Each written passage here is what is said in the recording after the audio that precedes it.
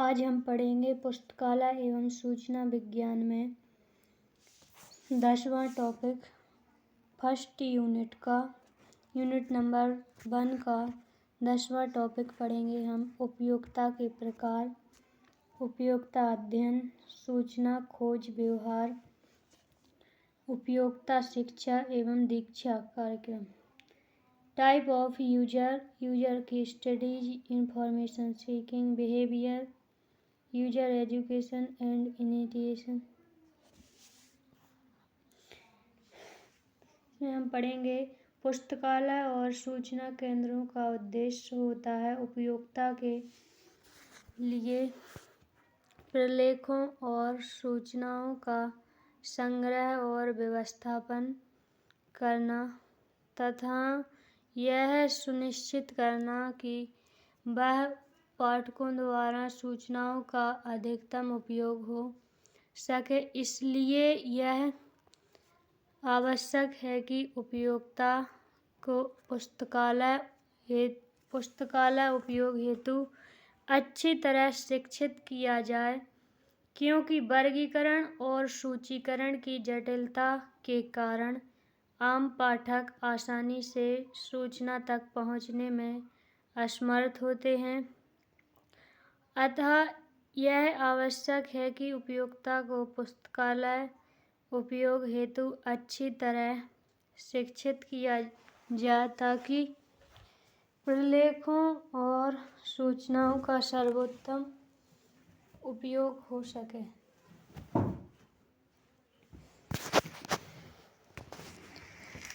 इसके साथ ही कई मौके पर यह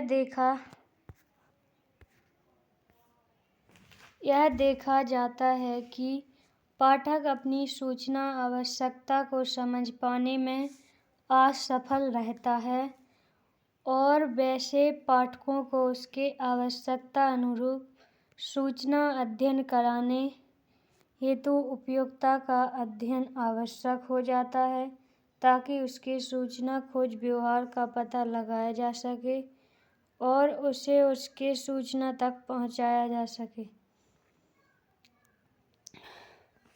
उपयोगिता का थोड़ा सा इसमें वर्णन दिया हुआ है।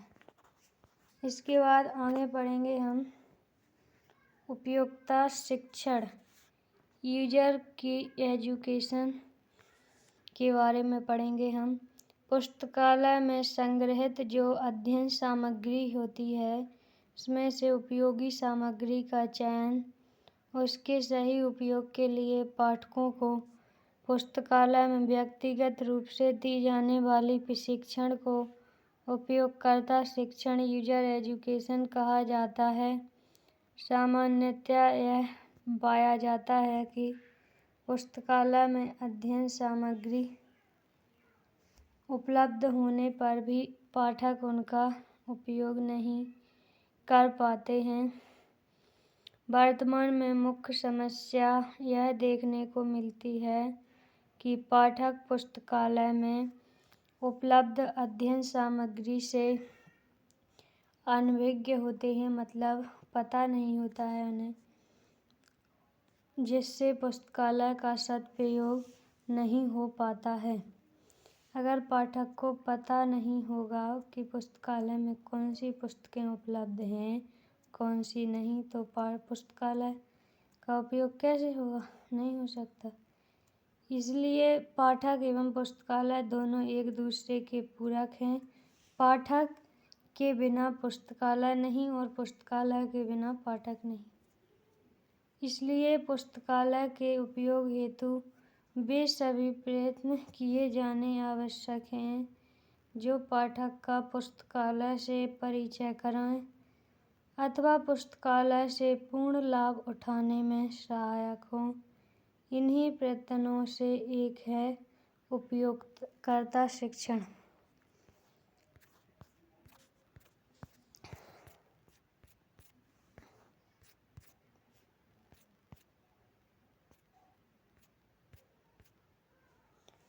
आगे हैं गार्थवेट तथा जेम्स ने उपयोगिता शिक्षण को परिभाषित करते हुए कहा है, पुस्तकालयों में ऐसे मध्यस्थों को नियुक्त करना चाहिए ताकि जिनका उत्तरदायित्व पुस्तकालय के संभावी उपयोगकर्ता से सहानुभूतिपूर्ण संबंध बनाकर इन्हें नियमानुसार पुस्तकालय तंत्र के उपयोग का मार्ग बताएं।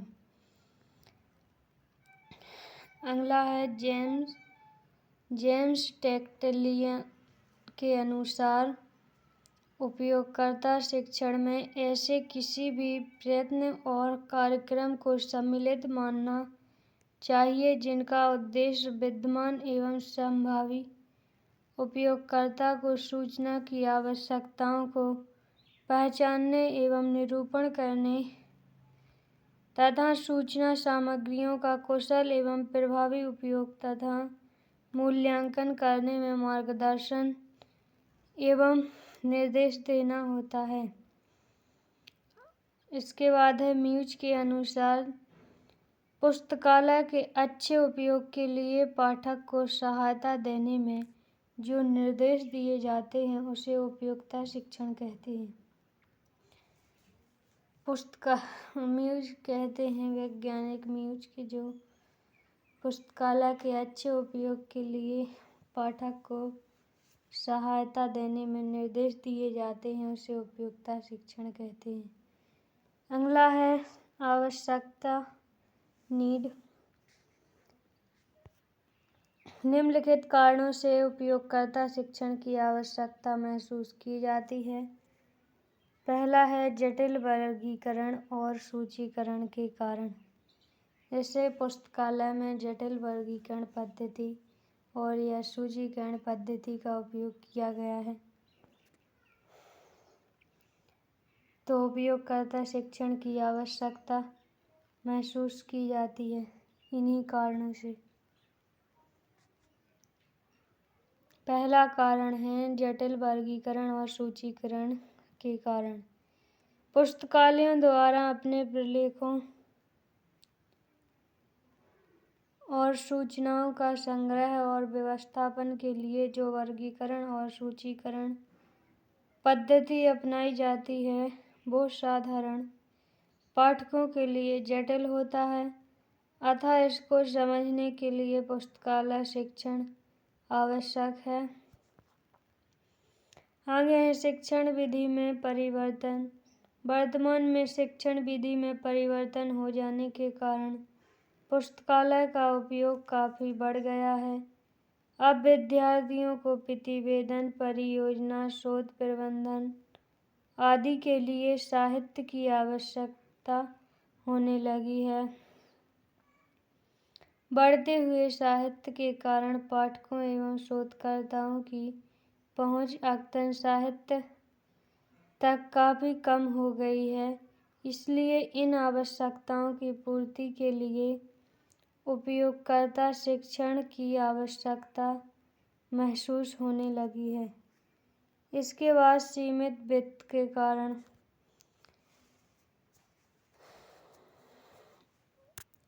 वित्त की कमी होने के कारण कर्मचारियों की संख्या कम होती है, जिससे पाठकों को उतनी सहायता नहीं दे पाते जितनी उनसे अपेक्षित है, अतः अध्ययन सामग्री तक पाठकों को पहुंचाने में सहायता के लिए आवश्यक है कि पाठकों को खुद प्रशिक्षित किया जाए। यह प्रशिक्षण ही उपयोगकर्ता शिक्षण है। इसके बाद है आजीवन स्वशिक्षा। उपयोगकर्ता शिक्षण आजीवन स्वशिक्षा के लिए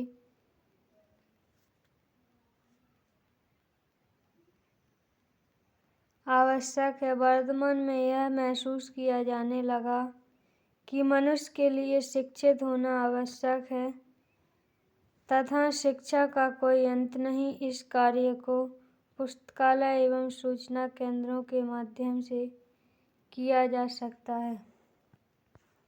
अगला कारण है डिजिटल डिवाइड के कारण।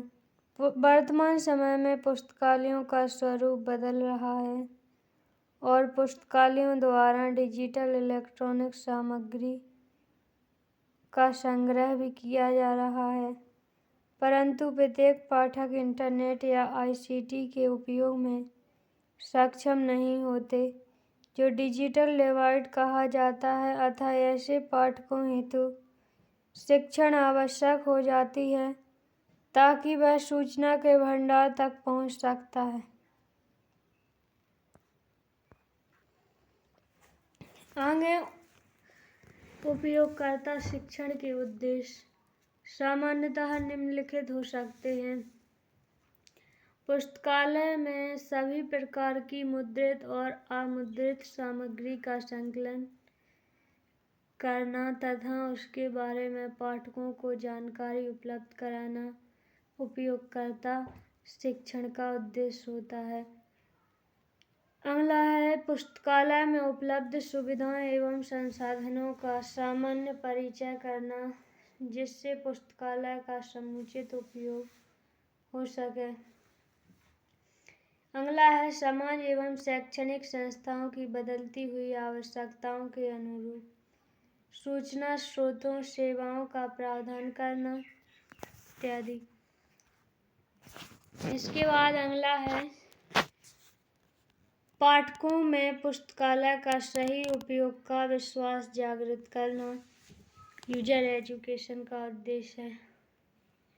स्वतंत्र रूप से सूचना स्रोतों में से आवश्यक सामग्री का चयन करने की क्षमता पैदा करना उपयोगिता शिक्षण का उद्देश्य है। इसके बाद शिक्षण कार्य एवं सूचना स्रोतों के मध्य समन्वय स्थापित करना। इसके बाद है स्वतंत्र रूप से सूचना स्रोतों में से सूचना चयन का प्रशिक्षण करना। अगला है पाठ्य सामग्री का समुचित व्यवस्थापन करना, जिससे पाठकों में इसके उपयोग का उत्साह पैदा हो। इसके बाद है डिजिटल शिक्षा द्वारा डिजिटल डिवाइड को समाप्त करना। अगला है उपयोगकर्ता शिक्षण की विधियां।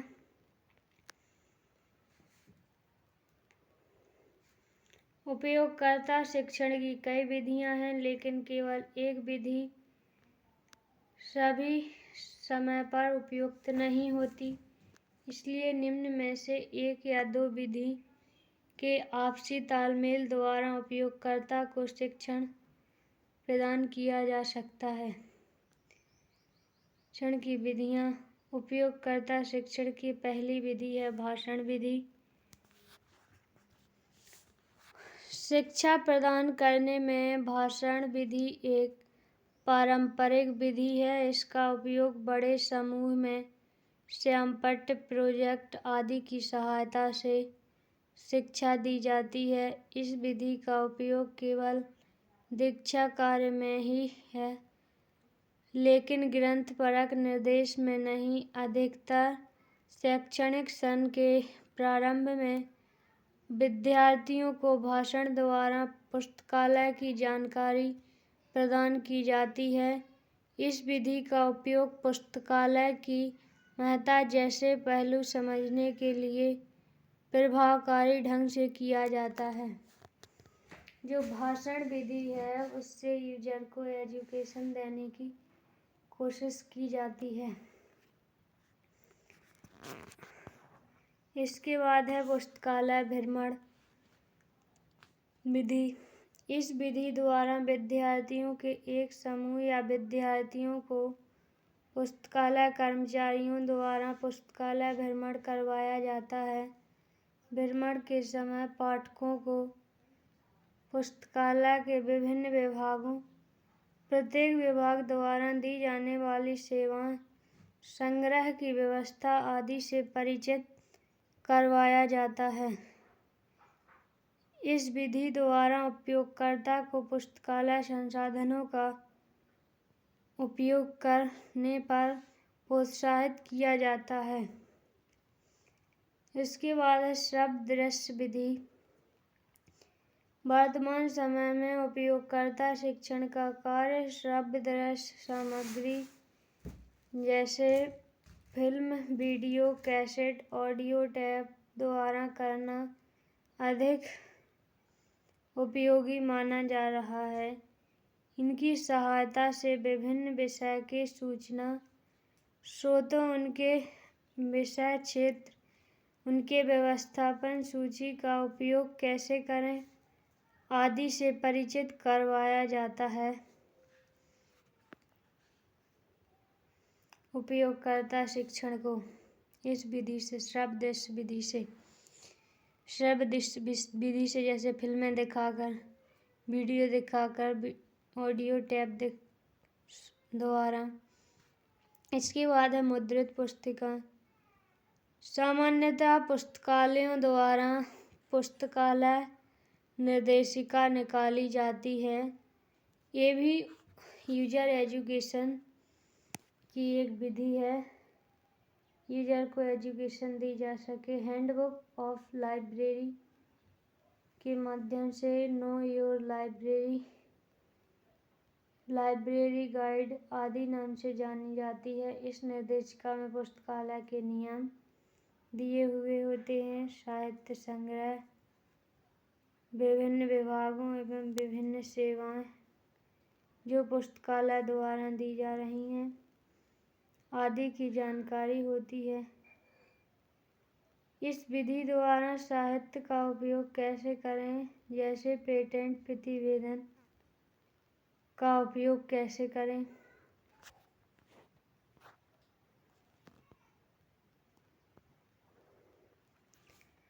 पेटेंट प्रतिवेदन का उपयोग कैसे करें। ग्रंथ सूचियों का व्यवस्थापन कैसे समझें आदि बतलाया जाता है। किसमें? मुद्रित पुस्तिकाओं में आदि बतलाया जाता है। इस माध्यम से यदि पाठक स्वयं सूचना खोजता है तो उसका आत्मविश्वास भी बढ़ता है। इन पुस्तिकाओं को पाठकों के पास डाक द्वारा उनके पुस्तकालय में आने से पूर्व भिजवाई जा सकती है। इन निर्देशिकाओं को पुस्तकालय ग्रंथ सूची के समीप भी होना चाहिए। इसके बाद 5वां है सेमिनार, कार्यालय आदि। समय समय पर सेमिनार, कार्यशाला आदि आयोजित की जाती हैं जिसमें पुस्तकालय सूचियों के भाग, उपयोग, ग्रंथ सूचियों को देखना आदि सिखाया जाता है। इसके बाद है योजनाबद्ध निर्देश। योजनाबद्ध शिक्षा कई माध्यमों के द्वारा दी जा सकती है, यथा पुस्तक, कंप्यूटर, दृश्य श्रव्य साधन आदि। साथ ही प्रत्येक विभाग और शैलियों के बारे में भी इसमें पाठक को जानकारी दी जाती है। उपयोगकर्ता शिक्षण प्रमुख रूप से पाठकों को पुस्तकालय संग्रह का व्यक्तिगत और सामूहिक उपयोग हेतु निर्देश और मार्गदर्शन देने संबंधित प्रक्रिया, पाठकों की सूचनात्मक आवश्यकताओं को ध्यान में रखते हुए इस प्रकार कार्यक्रम बनाने चाहिए जो पाठकों की आवश्यकता को अभिव्यक्त कर उन्हें इस योग्य बना सके कि वह पुस्तकालय का प्रभावी एवं कुशलता से उपयोग कर सके।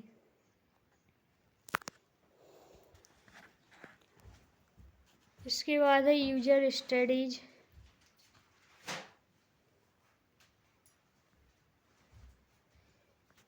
उपयोक्ता अध्ययन। उपयोक्ता समस्त सूचनाओं का केंद्र बिंदु होता है अतः उपयोक्ता अध्ययन पुस्तकालय तथा सूचना विज्ञान का महत्वपूर्ण हिस्सा है। पुस्तकालय तथा सूचना विज्ञान साहित्य में उपयोक्ता अध्ययन का सबसे पहला संदर्भ 1930 के दशक में एल विल्सन द्वारा किए गए उपयोक्ता अध्ययन से मिलता है। उपयोक्ता अध्ययन का मुख्य उद्देश्य ऐसी सूचना को एकत्रित करना होता है जिसके आधार पर उपयोक्ता को सूचना उपलब्ध कराने तथा मूल्यांकन में उपयोगी हो। किसी उपयोक्ता को पर्याप्त सूचना प्रदान करने के लिए उसके अभिलक्षणों एवं आवश्यकताओं का अध्ययन आवश्यक हो जाता है। उपयोगिता अध्ययन की आवश्यकता और महत्व। Need and purpose. उपयोगिता अध्ययन वास्तव में उपयोगिता की सूचना संबंधी आवश्यकताओं का अध्ययन है। उपयोगिता अध्ययन का महत्व काफी होता है। पुस्तकालय तथा सूचना केंद्र में उपयोगिता अध्ययन के महत्व पर जोर डालते हुए उपयोगिता अध्ययन के महत्व को इस प्रकार बतलाया है। पहला है उपयोगिता को सही सूचना प्रदान करना। यूजर स्टडीज में उपयोगिता को स्टडी के लिए सही सूचना प्रदान करना।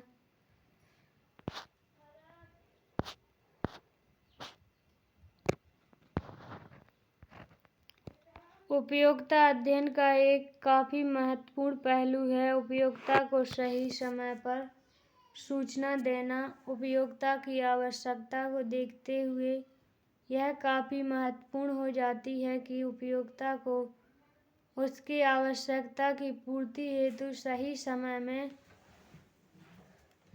सही सूचना प्रदान कर सके।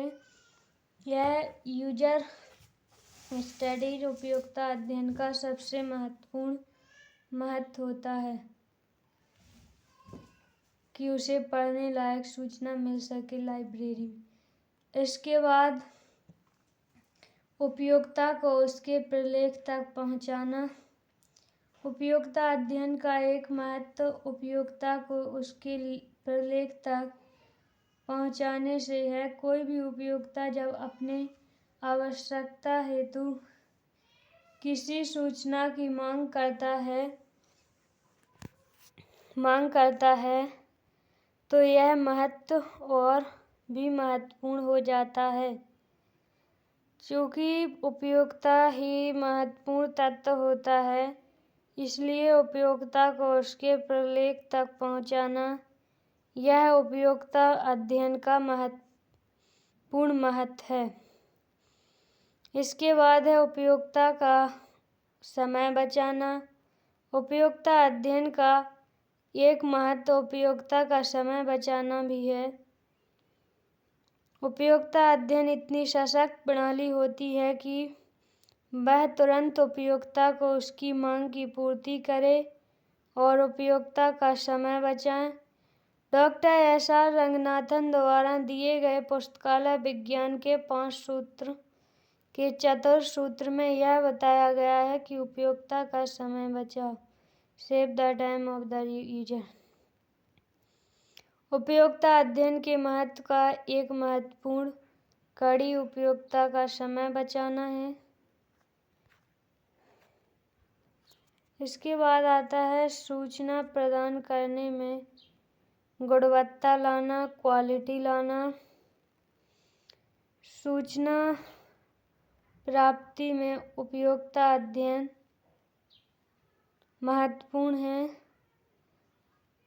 उपयोगिता अध्ययन में उपयोगिता को सूचना प्रदान हेतु गुणवत्ता लाना इसका एक विशिष्ट महत्व है।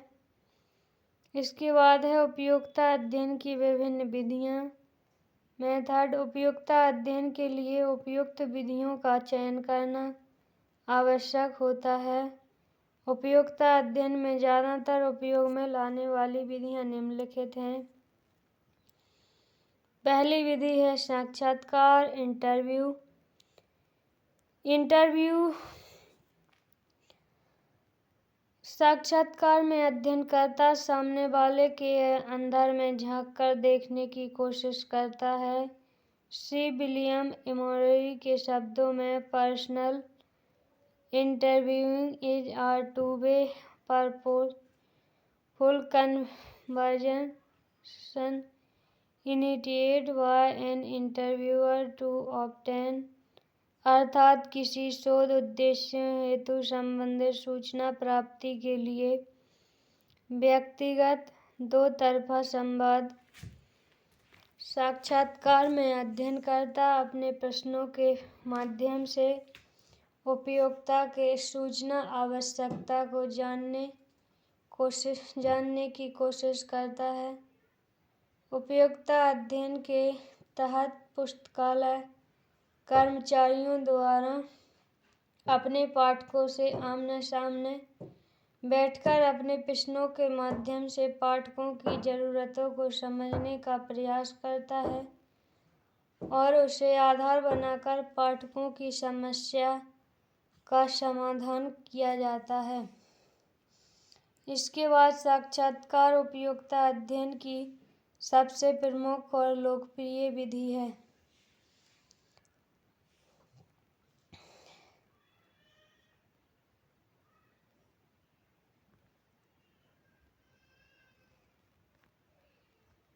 इसके बाद आती है प्रश्नावली विधि।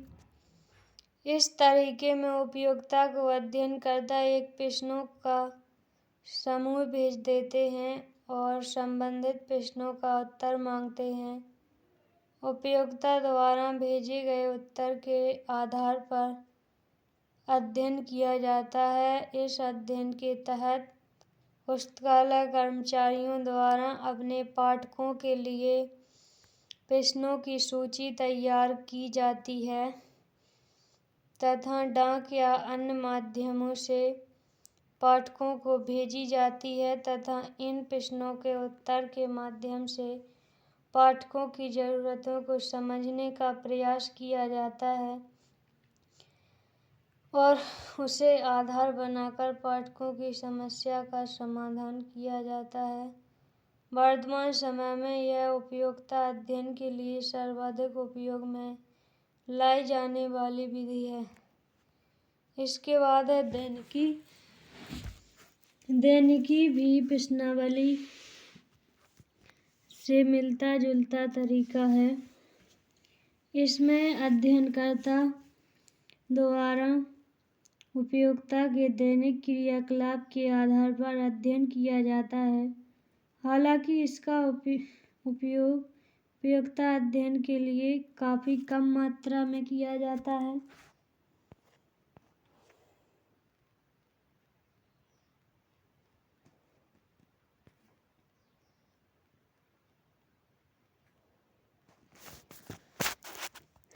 इसके बाद आता है स्वयं द्वारा किया प्रेक्षण। इस विधि में अध्ययनकर्ता अपने से उपयोगिता के बारे में जानकारी उपलब्ध करता है और उसको आधार बनाता है। इस विधि का उपयोग भी उपयोगिता अध्ययन के लिए कम ही देखने को मिलता है। इसके बाद है सर्वेक्षण। सर्वेक्षण इस विधि में उपयोगिता से सीधे प्रश्न कर उत्तर प्राप्त कर अध्ययन किया जाता है और उपयोगिता अध्ययन का यह सबसे प्रमुख विधि है। वर्तमान समय में सर्वेक्षण विधि का उपयोग प्रत्येक क्षेत्र में देखने को मिलता है। इस विधि को काफ़ी विश्वसनीय माना जाता है। पुस्तकालयों द्वारा भी इसका उपयोग उपयोगिता अध्ययन के लिए काफ़ी मात्रा में किया जाता है। इसके द्वारा पुस्तकालयों को अपने सेवाओं की गुणवत्ता, उपयोगिता की संतुष्टता, कमी और मजबूती का सहज अध्ययन किया जाता है। इसके बाद छठवां है सांख्यिकीय विश्लेषण।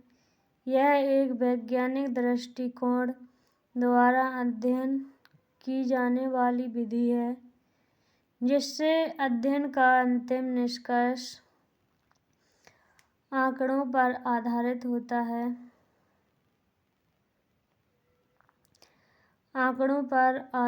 होता है।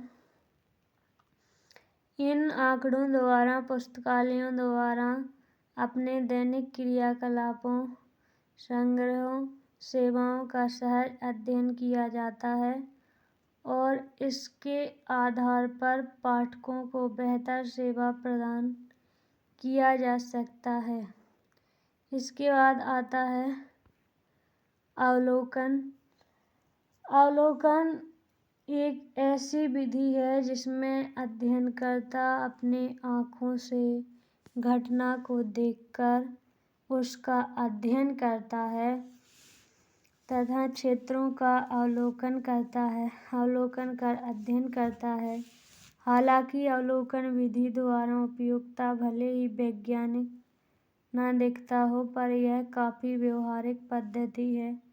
अवलोकन द्वारा पुस्तकालय कर्मचारियों को अपने पाठकों को जानने समझने का मौका मिलता है। इसके द्वारा हम ज्ञात कर सकते हैं कि पाठकों की वास्तविक आवश्यकता क्या है, उसका सूचना खोज व्यवहार क्या है आदि। इसके बाद है अन्य विधियाँ। इसके अलावा अध्ययनकर्ता उपयोगिता अध्ययन के लिए अन्य विधियाँ, जिसमें पुस्तकालय अभिलेख, कंप्यूटर प्रतिपुष्टि आदि प्रणालियों का सहारा लेकर उपयोगिता का अध्ययन करता है, परंतु ऐसी विधियों का प्रचलन कम ही है। सामान्यतया उपयोगिता अध्ययन के लिए आने वाली विधियों में साक्षात्कार, अवलोकन, प्रश्नावली, सर्वेक्षण, स्वयं द्वारा परीक्षण आदि प्रमुख हैं। आज के लिए इतना ही। आगे की क्लास में हम पढ़ेंगे पुस्तकालय दीक्षा कार्यक्रम किस प्रकार होता है, क्या क्या होता है दीक्षा कार्यक्रम में।